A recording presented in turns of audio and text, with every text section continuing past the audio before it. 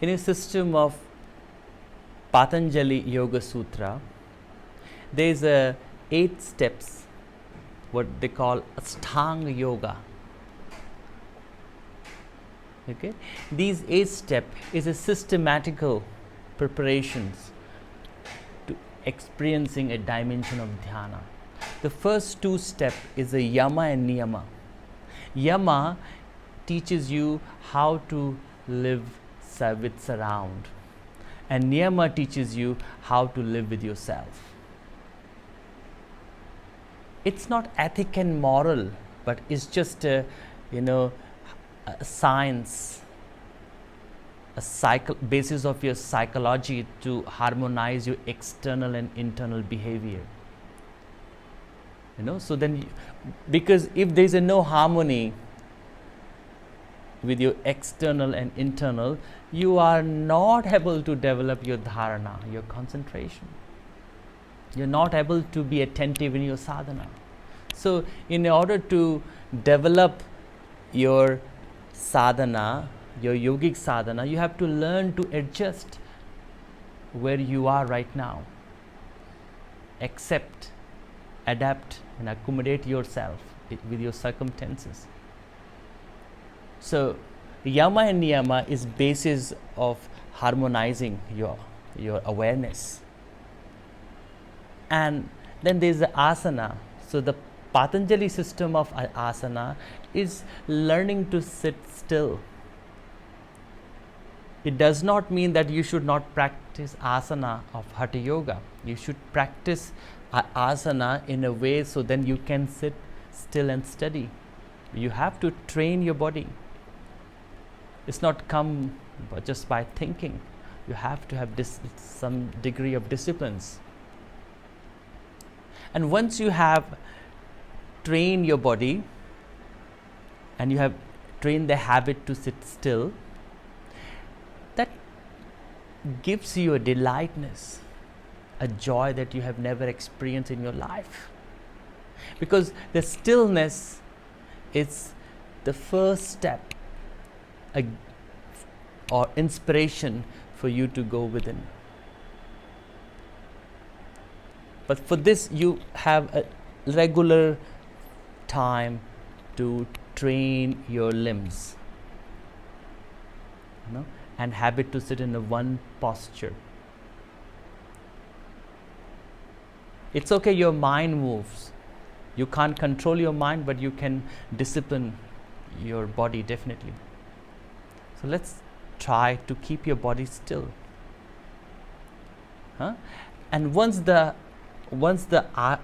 you have practices your asanas, then you have experienced your stillness, then naturally you find that you need to work with your breathing, and then the time come to learning to practice pranayama. In a Patanjali system of pranayama is to it's to finding command or mastery over your inhalation and exhalation by holding it.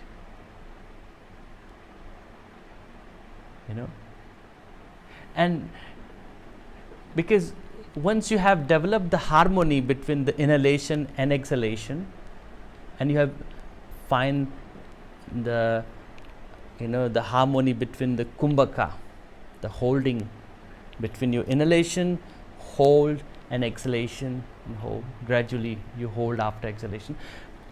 It's just a gradual process. But the purpose of this breathing system is to purifying your pranic system, your pranic body. So then your mind can engage with you, because breath is a vehicle of your life energy. Okay, so as the prana move, your mind moved. So by disciplining your awareness on the breath, it helps to discipline your energy, which help to discipline your mind. Okay, and after mastering your breathing system, your pranayama practice, then there is a process of pratyahara. Pratyahara means a withdrawal of the senses, bringing your senses outward to inward, because the nature of the senses to going outward. So in pratyahara, you're just bringing outward to inward, and this is the essential practice of entire yogic system. All the technique you practice, it's contained pratyahara. And pratyahara is the first step to developing your inner awareness. So as the pratyahara is, mastered, naturally you are experiencing dharana. Your concentration is becoming deeper. And there are different types of practices, like Trataka, system of candle gazing. It's a powerful practice of pratyahara, or pranayamas practices, or the yoga nidra practices.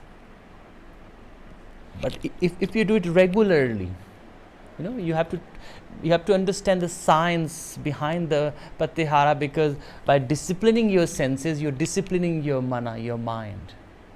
By disciplining your mind, you're helping to finding your grounding, developing, your dharana.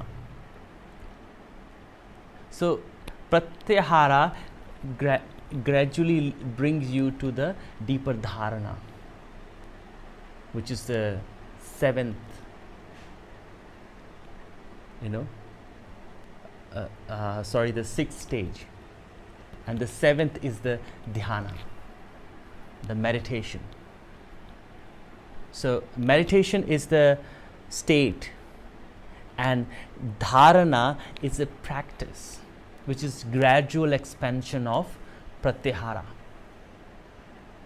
And dhyana is the fruit. In concentration, you are trying to focus in a process, in a practice, but there is an intervention of the thought. But in a dhyana, is a one flow without intervention of any thought. So that's why they call the dhyana is a state of mind. So we should not desperate for meditation, but we should prepare fundamental base is the body, breath and mind, and look for it, and look how we can find the equanimity. Right? So the dhyana is a consequence of your entire discipline, and your dhyana leads you to the samadhi. Samadhi is a state of true you. It's coming back home, coming back to your true nature.